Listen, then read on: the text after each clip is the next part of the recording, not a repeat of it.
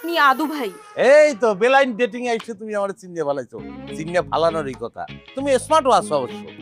আমার চিনবে না কেন? সবাই চেনে। এলাকার মধ্যে একমাত্র এলিজেবল ব্যাচেলর আমি, মানে প্রতিষ্ঠিত ব্যাচেলর। কে চিনবে না? সবাই চেনে।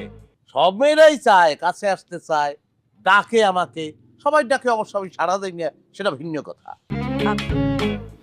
আমিও থাকতে চাই। এদিকে আসেন। আসেন না। আরে এরকম একটা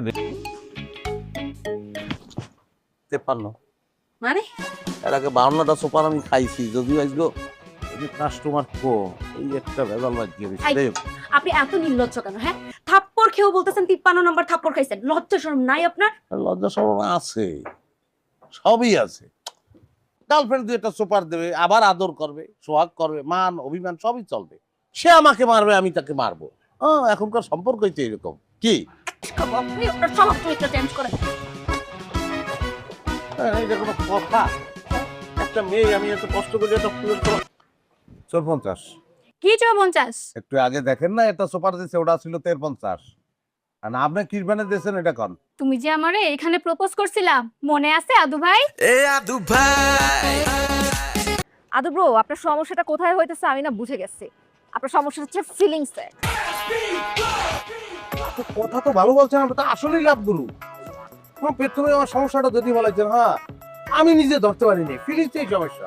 শোনেন আদু ভাই, আপনাকে যেটা করতে হবে, আপনাকে সবকিছুর মধ্যে ভালোবাসা ব্যাপারটাকে ফিল করতে হবে। ভালোবাসা তো চর্চার বিষয়, প্র্যাকটিসের বিষয়, অনেক প্র্যাকটিস করতে হবে।